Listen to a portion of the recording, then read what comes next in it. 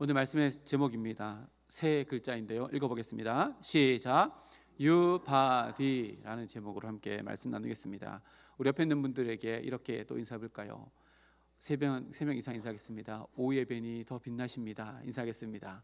오예벤이 더 빛나십니다. 오예벤이 더 빛나십니다. 오예벤이 더 빛나십니다. 아멘. 또 이렇게 인사하겠습니다. 우리는 믿음의 한 가족입니다 라고 인사합니다. 우리는 믿음의 한 가족입니다. 우리는 믿음의 한 가족입니다. 우리는 믿음의 한 가족입니다. 아멘. 믿으십니까? 예, 교회 내에 있는 모든 어르신들이 곧 나의 부모님이고 또 교회에 있는 모든 다음 세대들이 나의 자녀입니다. 우리는 주 안에서 한 형제 자매된 주의 몸된 교회 한 공동체이기 때문에 그렇습니다. 오늘 유바디라는 제목으로 온 세대 예배를 드릴 때 이 말씀 안에 우리가 다 같이 하나 되어지는 놀라운 은혜를 경험할 수 있기를 소망합니다. 달력에 보면 날짜 옆에 작은 글씨로 24절기가 기록되어져 있습니다. 2월 달에 또 두 가지가 있는데요. 태양의 움직임에 따라서 계절이 변화되어지는 것을 1년 동안 24개의 절기로 만들어서 이렇게 기록해 놓은 건데 2월 달에 두 가지가 있습니다. 뭘까요? 입춘하고 우수입니다. 입춘은 봄을 시작하는 것을 알리는 날이고 우수는 눈이 녹기 시작하는 날이라고 합니다. 이 두 날이 2월 달에 있는데요. 입춘은 4일 날 있었고 우수는 지난 19일 날이었습니다. 그리고 조금만 지나고 나면 3월 5일 날은 어떤 날일까요? 경칩이라는 날입니다. 어떤 날이죠? 예, 깨구리가 깨어나는 날이죠. 만물이 다 겨울잠에서 깨어나서 새로운 생명으로 이렇게 일어난다는 것이 경칩입니다. 그래서 이런 24절기들을 보면서 하나님께서 여전히 창조의 질서 안에서 어김없이 찾아오는 이 계절들의 새로운 날들이 매일매일 우리에게 주어지는구나. 계절의 변화들을 알 수 있고 그 계절의 변화를 만들어가는 창조자 하나님의 능력을 경험하게 되어집니다. 근데 2월 달이 되고 3월 달이 되면요, 우리는 계절의 변화를 느끼지만 우리 다음 세대들은 또 다른 변화를 느끼지요. 학년이 바뀌는 친구들은 1학년에서 2학년, 2학년에서 3학년으로, 또 학교가 바뀌는 친구들은 초등학교에서 중학교로, 중학교에서 고등학교로, 또 대학교로, 대학교를 졸업하고 사회로 또 나아가는 변화를 경험하게 되어집니다. 새로운 환경, 새로운 사람들, 새로운 친구들, 또 학생들은 새로운 교과 과목을 만나게 되어져서 마치 겨우내 꽁꽁 얼어붙었던 땅 속에서 우이수가 지나고 나서 경첩이 다가오면 그 밑에 잠들었던 새싹들이 막 솟아나서 새로운 환경을 맞이하듯이 우리 자녀들도 그렇게 새로운 환경을 맞이합니다. 땅을 뚫고 나와야 돼서 힘겹게 보이기도 하지만 땅을 뚫고 나오면 더 놀라운 세상이 펼쳐지기에 그 힘겨움을 우리는 응원할 수 있고 더 아름다움을 꽃피우기 위해서 우리가 열심히 격려할 수 있겠다라고 하는 생각이 들기도 합니다. 그런데요, 우리가 어김없이 다가오는 24계절의 변화도 맞이하고 또 해마다 우리 학생들 같은 경우에는 학교가 올라가는 변화도 마주하게 되어지지만 우리가 앞으로 마주하게 될 더 심각한 변화들이 있다는 것을 우리는 알게 되어집니다. 어떤 변화일까요? 우리나라는 전 세계에서 유일무이하게 출산율이 너무나도 떨어져 있는 나라입니다. 그래서 인구 감소로 인한 한국의 인구 구조의 변화를 이제는 10년, 20년 안에 크게 우리가 살갗으로 느낄 만큼 변화를 경험하게 될 겁니다. 그리고 이거와 맞물려서 또 다른 변화가 뭐냐면 우리가 기독교인으로서 우리나라가 탈종교화 되어져 나가는 변화를 겪게 되어질 겁니다. 우리가 만나는 새로운 변화들 중에 하나입니다. 어제 1일 교사 대학을 하면서요, 제가 목회 데이터 연구소에서 데이터를 뽑아놓은 통계 자료를 많이 출력해가지고 우리 선생님들에게 강의 전에 보라고 이렇게 나누어 드렸습니다. 그 통계 중에 하나가 뭐냐면요, 한국 기독교 미래 예측이라고 하는 건데요, 거기 있는 것을 몇 가지 살펴보면 한국 기독교 인구가 25년, 약 25년 뒤인 2050년이 되어지면 11.9%까지 감소할 것이다 라고 이렇게 이야기하는데, 작년 통계 2024년에는요 16.2%였습니다. 그래서 한 5% 정도가 더 떨어져서 11.9%가 될 것이다 라고 이렇게 이야기를 하고, 그리고 또 연령대별로 세대별로 살펴보면 지금 2024년 기준으로 교회 안에 연령대 중에 40대 50대가 약 30%, 40대 50대가, 그리고 60대 이상 되시는 분들이 28.9%라고 합니다. 지금 40대 50대가 제일 많은 거죠. 근데 이게 25년 정도 지나고 나서 2050년이 되어지면 40대 50대는 26.9%가 되고 60대 이상은 43.9%가 되어집니다. 시대적인 엄청난 변화가 지금 곧 우리 눈앞에 마주하게 된다는 것을 의미합니다. 그리고 0세에서 19세까지 어린이와 청소년 기준의 수를 보면요, 2024년도에 기독교 청소년들이 122만 명, 약 14.7%입니다. 근데 25년이 딱 지나면 2050년이 되면 57% 수준밖에 안 되는 70만 명까지 줄어들어서 12.5%까지 떨어질 것이다 라고 이렇게 통계상 예측이 된다라고 이렇게 이야기합니다.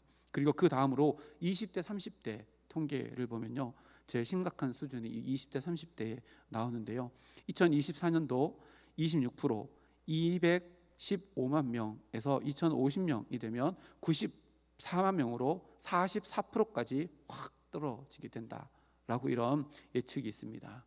더 실감나는 통계가 있습니다. 지역의 통계인데요, 대구와 경북입니다. 전체 기독교인 안에 대구와 경북에 속해 있는 기독교인이 몇 명인가, 몇 프로인가인데요, 지금 2024년 기준으로 전체 한국의 기독교인 퍼센테이지 중에 우리 대구에서 차지하는 퍼센테이지는, 대구 경북 합쳐서 퍼센테이지는 6.2%입니다. 엄청 작죠. 그리고 대구만 딱 떼서 보면요 2.7%고 경북이 3.5%입니다. 근데 여기요 2050년이 되어지면 대구는 1.9%까지 떨어지고 경북은 2.7%까지 떨어질 것으로 예측하고 있다라는 게 지금 현실이고 통계입니다. 그래서 24계절이 지나가면서 해마다 반복돼서 오는 계절들을 우리가 늘 마주하지만 지금까지 우리가 마주해 보지 못했던 통계들이 우리의 현실로 다가오는 그날이 곧 우리 앞에, 눈앞에 다가오게 될 것이다는 것이요, 지금 통계학자들, 기독교 통계학자들의 이야기입니다. 자, 그러면 이런 통계들이 도대체 우리들에게 무엇을 이야기할까요? 바로 이겁니다. 기독교 교육의 중요성과 필요성입니다. 기독교 교육이 정말로 중요한 시대가 되었다는 것을 계속해서 우리들에게 이야기하는 것이요, 이런 통계입니다. 그래서요, 지금 흘러가는 거 오늘 하루 잘 먹고 잘 살면 되지 뭐, 나는 미래는 잘 모르겠다라고 하면요, 큰일 나는 일이 우리나라에 일어나게 될 겁니다. 신앙교육이, 그리고 다음 세대들 믿음으로 키워나가는 것이 얼마나 중요한지, 그 시대, 우리가 지금의 시대를 어떻게 살아가느냐에 따라서 10년 뒤, 20년 뒤 통계가 완전히 달라지게 된다. 지금 우리는 그런 영적인 과도기에 서 있다는 것을 통계가 우리들에게 이야기합니다. 그래서 오늘 말씀을 준비하면서요, 유바디라고 하는 제목으로 함께 말씀을 나누는 말씀 제목을 준비했는데요, 제가 만든 단어가 아니라 2020년도에 장신대 기독교 교육학 교수님이신 아주 유명한 교수님인데요, 박상진 교수님이라고 있습니다. 제 동생이 장신대 나왔는데 제 동생이 이 교수님을 참 좋아하더라고요. 박상진 교수님이신데 이분이 유바디 교육 목회라는 책을 쓰시면서 지금 유바디 교육 목회 그 홈페이지를 운영하면서 거기에 있는 커리큘럼을 교회마다 배포를 하고 하는 사역들을 은퇴하고 나서 계속해서 하시고 계십니다. 그러면 유바디는 도대체 뭘까? 세 가지인데요, 유는 한 장 더 넘겨주시면 유니게를 이야기하고요, 바는 바울을 의미합니다. 디는 디모데를 의미합니다. 자, 유니게는 누구지요? 디모데의 엄마입니다. 그래서 유니게는 부모 세대를 상징하고요, 바울은 누구지요? 디모데의 스승입니다. 그래서 바울은요, 교회 학교의 교사들, 그리고 교회 안에 있는 모든 장년층들을 상징합니다. 그리고 디모데는 누구일까요? 유니게와 바울, 부모와 교회가 협력해서 키워나가야 될 우리 다음 세대들을 이야기합니다. 그래서 이 앞자를 따서 유바디 교육목회다 라고 이렇게 이름을 정했습니다. 그 책을 읽어보면 이런 단어도 나옵니다. 노바디 노바디라는 단어도 나옵니다. 유바디, 노바디 라임을 잘 맞췄죠. 노바디는 뭐예요? 영어죠. 아무도 없다는 겁니다. 뭘 이야기할까요? 우리가 지금 다음 세대들을 제대로 진리로 교육하지 아니하면 다음 세대는 노바디가 된다. 그래서 노바디가 되는 미래를 유바디 목회로 바꿔 나가자, 이런 취지의 책이 바로 그 책입니다. 지금은요 정말로 기독교 인구가 노바디화 되어져 가고 있습니다. 동기 목사님들 담임 나가 계시는 곳에 종종 만나서 이야기를 하고, 선배들 목사님 만나서 종종 이야기를 하면요, 저희 교회 사이즈 되는 교회인데도 불구하고 교육부가 없는 곳이 있습니다. 청년부도 없는 곳이 있습니다. 그래서 만나면 만날 때마다 우리 연합해서 뭘 해보자 이런 얘기들도 오고 가는데요, 다음 세대들을 눈 씻고 봐도 없어지고 있는 시대가 지금입니다. 그래서 정말로 노바디가 우리의 현실로 다가올 때도 있을 거다라고 지금 통계 자료가 우리들에게 이야기합니다. 그래서요, 오늘은 유니게, 그동안 바울, 디모데 세 가지인데 다 살펴보면 시간이 많이 걸려서 오늘 유니게 앞부분 부모의 역할에 대해서 함께 말씀을 나누려고 합니다. 자, 유니게는요 디모데의 어머니이고 디모데의 한 가정을 이끌어 나가는 가장입니다. 왜 이렇게 말하냐면 뒤에 사도행전 16장 1절 말씀에 보면요, 앞에 화면에 있습니다.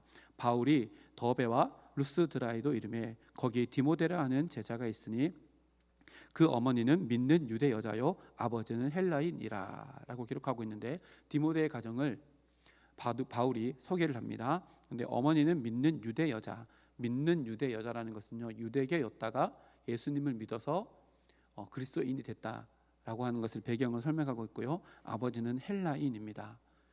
유대인과 헬라인은 종교뿐만 아니라 문화, 관습 다 다르지요. 그래서 한마디로 말하면 디모데의 가정은 다문화 가정이었지요. 요즘으로 말하면 그렇습니다.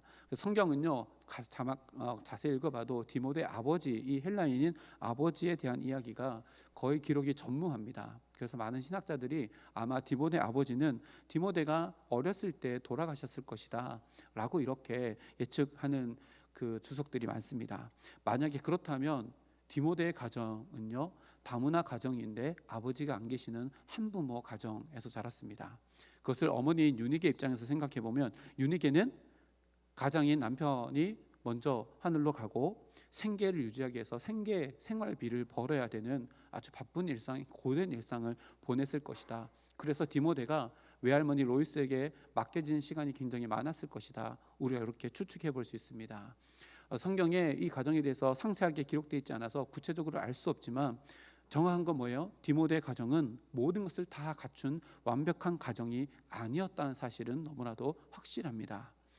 아버지의 부재가 있었고요, 넉넉한 가정 형편이 아니었고, 엄마는 생계를 위해서 집 밖에 많은 일들을 감당해야 되고, 또 디모데는 혼자 있는 시간이나 외할머니와 함께 있던 시간들이 더 많았던 시간, 그런 가정이 바로 디모데의 가정이었습니다. 그런데도 오늘 성경 말씀에, 그리고 디모데 전후서뿐만 아니라 사도행전에 등장하는 디모데의 모습을 보면 참으로 신실한 하나님의 자녀로, 그리고 사도 바울의 동역자로, 사도 바울의 제자로 자라났다는 것을 알게 되어집니다. 그러면 궁금해집니다. 유니게는 도대체 어떻게 디모데를 신앙 교육시켰길래 이렇게 아름다운 모습으로 디모데가 자라날 수 있었을까? 온전한 가정도 아니었고 힘든 가정이었는데, 세 가지로 함께 살펴보려고 하는데요, 첫 번째입니다. 앞에 한번 읽어볼까요? 시작. 믿음의 대를 이어가는 신앙 교육입니다. 유니게가 디모데를 잘 키울 수 있는 첫 번째 방법은요, 믿음의 대를 이어가는 신앙 교육을 시켰기 때문에 그렇습니다. 보십시오. 유니게의 어머니인 로이스로부터 신앙 교육을 받으며 자라왔습니다. 자기가 신앙 교육을 엄마로부터 받았기 때문에 엄마인 자신도 아들인 디모데에게 신앙 교육을 시켰습니다. 다시 말하면 디모데의 신앙은요 물려받은 신앙입니다. 물려받은 신앙입니다. 아이야라고 하는 단어 아십니까? 아이야. 아이를 부르는 단어처럼 보이죠. 이것도 줄임말인데요, 아브라함의 하나님, 이삭의 하나님, 야곱의 하나님, 앞자를 뜨면 아이야입니다. 아이야, 그 책에 나오는 말인데요, 뭘까요? 아브라함의 하나님, 이삭의 하나님, 야곱의 하나님, 이걸 해석하는 것이 굉장히 많지만요, 오늘 말씀에 비춰보면 아브라함, 이삭, 야곱은 어떤 관계예요? 할아버지이고 아버지이고 손주고 아들이고, 이런 관계지요. 뭘 의미할까요? 구약 성경에 하나님을 표현할, 하나님을 부르는 호칭 중에 아브라함의 하나님, 이삭의 하나님, 야곱의 하나님이라는 수식어를 붙여서 우리가 하나님을 부르는데요, 믿음의 강물이 흘러간 흔적이 한 가문 안에 남겨져 있다는 그 자국이 너무나도 선명하게 기록된 하나님의 호칭이 이겁니다. 아브라함의 하나님, 이삭의 하나님, 야곱의 하나님. 우리 모든 가정이요, 이런 하나님을 믿는 믿음의 가문이 되어질 때 디모데와 같은 자녀로 우리의 자녀들이 자라나고 성장할 수 있다는 것을 이야기합니다. 아브라함, 이삭, 야곱, 우리에게는 위대한 믿음의 선조이지만 야곱에게는요, 할아버지입니다. 야곱에게는 아버지입니다. 내가 기도할 때 우리 아버지 하나님, 우리 할아버지 하나님이라고 기도하는 것과 동일하지요. 오늘 본문 5절 말씀에도 보면 디모데의 신앙을 바울이 이렇게 설명합니다. 5절 말씀에 이는 내 속에 거짓이 없는 믿음이 있음을 생각함이라. 이 믿음은 먼저 내 외조모 로이스와 내 어머니 유닉의 속에 있더니 내 속에도 있는 줄을 확신하노라. 뭘 이야기해요? 야, 바울이 디모데야, 내가 너를 봤더니 네 마음속에 거짓이 없는 믿음이 있는데 네가 자라온 배경에 대해서 내가 이야기를 다 들어보니 그 거짓 없는 믿음은 할머니 속에도 있었고 할머니 속에서 있었던 것이 너희 어머니 속에 있다가 이제 네 속에도 있다는 것을 그 흔적들을 내가 본다. 이게 뭐예요? 구약의 아브라함의 하나님, 이삭의 하나님, 야곱의 하나님을 사도 바울이 디모데 가정화해서 똑같이 설명하고 있는 거죠. 로이스의 하나님, 유닉의 하나님이 디모데 너의 하나님이시구나 라고 이렇게 고백하는 겁니다.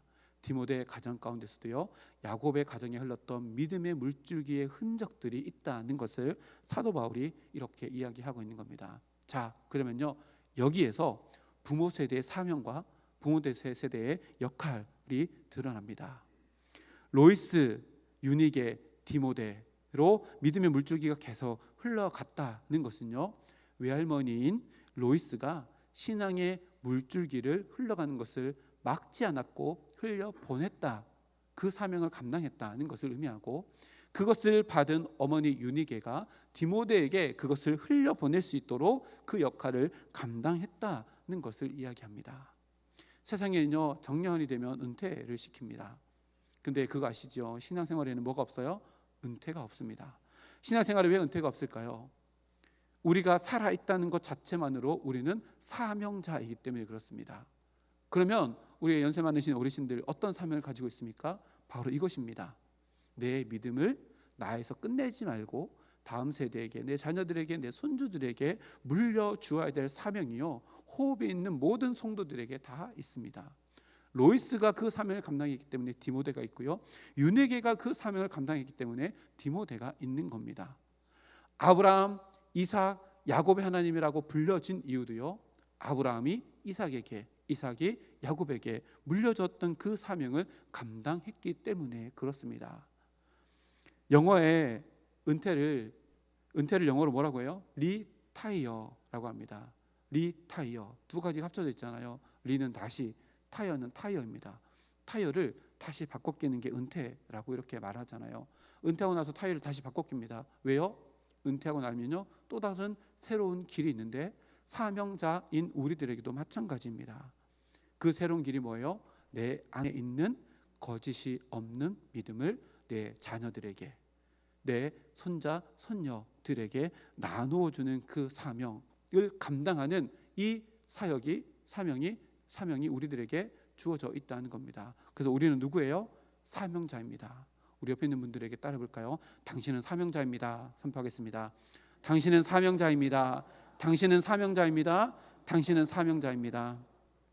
할 일이 있는 사람은요, 절대로 아침에 늦게 일어나지 않습니다. 할 일이 없는 사람이요, 늦게 일어납니다. 사명자는요, 하루를 게으르게 살지 않습니다. 왜요? 사명이 있다는 것을 알기 때문에 그렇습니다. 그래서 우리는요, 하나님 부르시는 그날까지 뭐 하는 거예요? 절대로 게으를 수 없습니다. 내 생명을 주고 나에게 호흡을 주신 이유가 내 믿음을 다음 세대에게 물려주라는 사명으로 우리에게 호흡을 주시고 우리에게 힘과 능력을 주셨기 때문입니다. 그래서 아침에 눈 뜰 때마다 우리 어르신 장년 세대들은 오늘 또 내 믿음을 내 가족들, 내 자녀들에게, 다음 세대들에게 물려줘야 된다는 사명감으로 살아갈 수 있는 우리 모두가 되기를 소망합니다. 이 사명을 감당하지 않으면 어떻게 될까요? 노바디 세대가 우리에게 다가오게 됩니다. 교회에 눈 씻고 봐도 다음 세대가 안 보이는 노바디 세대, 여러분 두렵지 않습니까? 내가 믿음에 물려주지 않으면 노바디 세대가 우리에게 다가온다면 우리 교회 50주년 몇 년까지 갈까요? 2025년이면 57%가 줄어든다는데, 예측된다는데, 야 25년, 우리가 지금 50년 역사인데 앞으로 그 반인 25년 역사 지나가면 우리 교회가 어떻게 될까? 이 사명감에 불타오르는 하루로 살아가야 함이 마땅하다는 것을 또다시 우리들에게 이야기합니다. 그래서요, 노바디 세대로 전락하지 않도록 유바디, 유니게의 이 사명이 나에게 있다는 것을 늘 기억하고 살아가는 우리 모든 부흥의 주역이 되는 우리 장년 세대 되기를 주님의 이름으로 축복합니다. 두 번째입니다. 유니게 자녀교회 핵심은요, 앞에 있습니다. 읽어보겠습니다. 시작.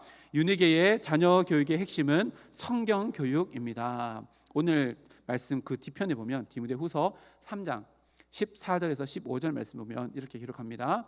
그러나 너는 배우고 확실한 일에 거하라. 너는 내가 누구에게 배운 것을 알며 또 어려서부터 성경을 알았나니 성경은 능히 너로 하여금 그리스도 예수 안에 있는 믿음으로 말미암아 구원에 이르는 지혜가 있게 하느니라. 아멘. 사도 바울이요, 디모데를 봤더니 성경을 잘 압니다. 가만히 봤더니 내가 누구에게서 이 성경을 배웠는지 안다. 누구예요? 어머니로부터 이 성경을 배운 겁니다. 그러니까 어려서부터 네가 성경을 알았다.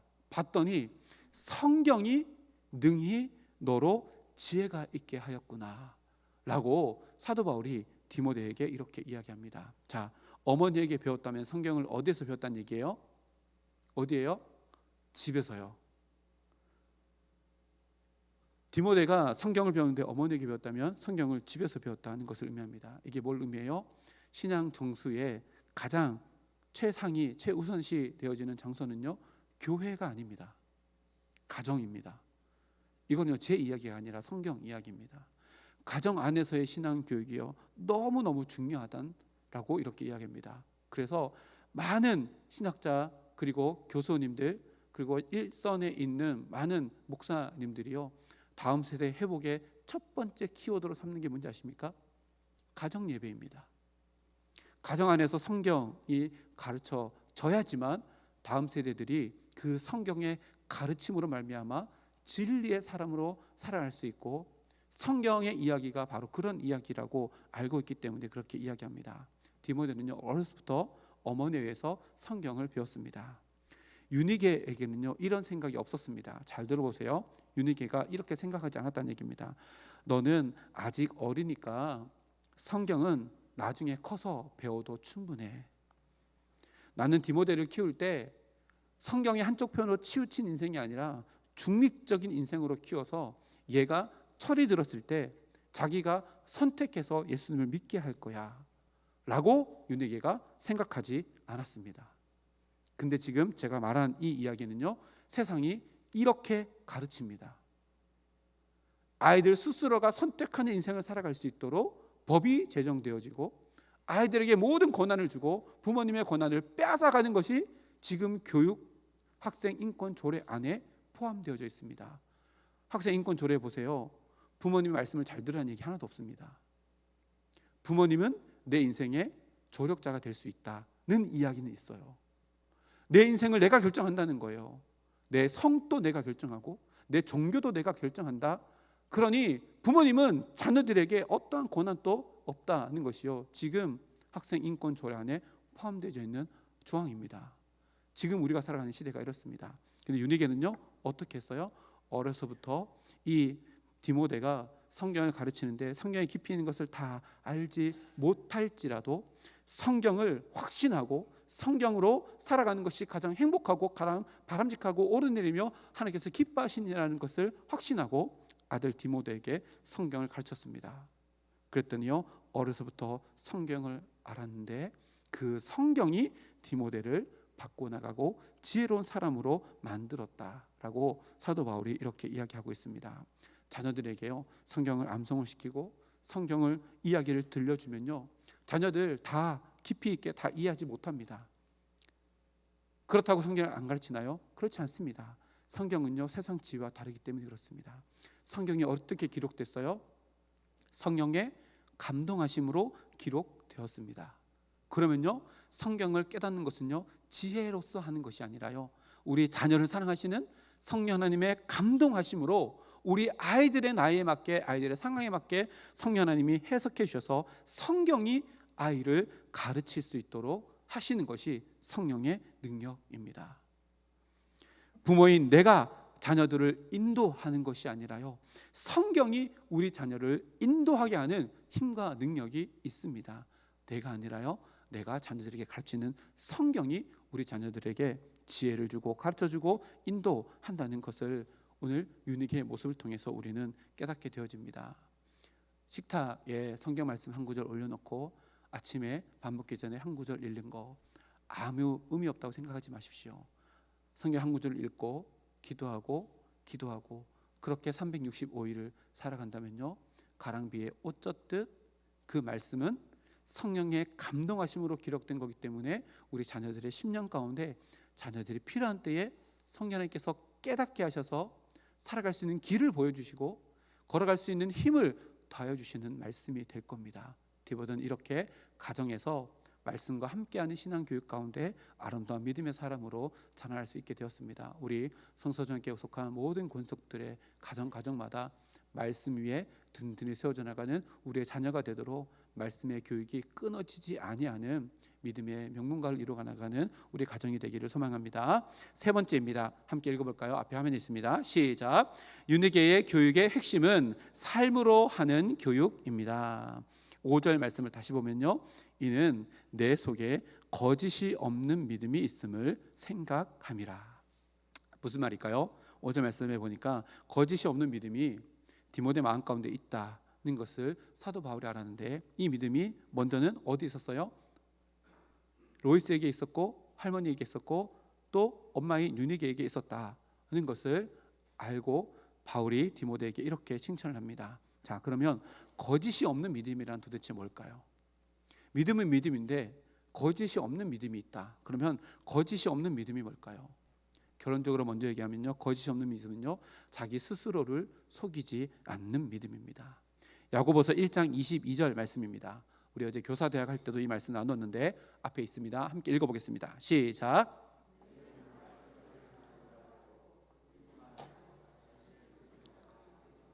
아멘. 자, 여기에 야고보 사도가 거짓이 없는 믿음이 무엇인지를 명쾌하게 이야기하는데 너희는 말씀을 행하는 자가 되고 듣기만 하여서 자기를 속이는 자가 되지 말라. 다시 말하면 거짓된 믿음은 어떤 믿음이에요?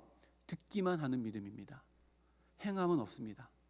근데요 거짓 없는 믿음, 진실된 믿음은요 듣고 들은 대로 행하는 믿음이라는 것을 알게 됩니다.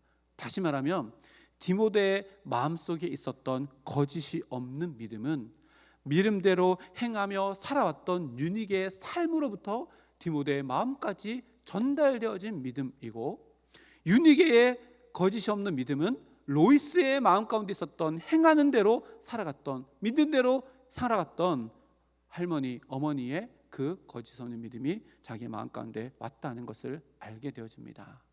신앙은요 절대로 입으로 되지 않습니다. 신앙의 전수는요 절대로 입으로 되지 않습니다. 반드시 기억해야 됩니다. 신앙의 전수는요 삶으로만 온전히 가능합니다. 위대한 것을 말하기보다 위대한 것을 살아가는 인생이 되어질 때에 우리 자녀들이 위대한 것을 배워갈 수 있다는 말입니다. 그래서 신앙교육이 쉽지 않습니다. 자녀들의 신앙교육의 삶의 본질이 뭔지 아십니까? 부모님의 삶입니다. 자녀교육이 실체입니다. 자녀교육의 실체는요 부모님 자신과의 싸움이 바로 신앙교육입니다. 아무리 매를 들고 100번 말해보십시오. 부모의 뒷모습이 그렇지 않다면 자녀들의 삶은 절대로 변화되지 않습니다.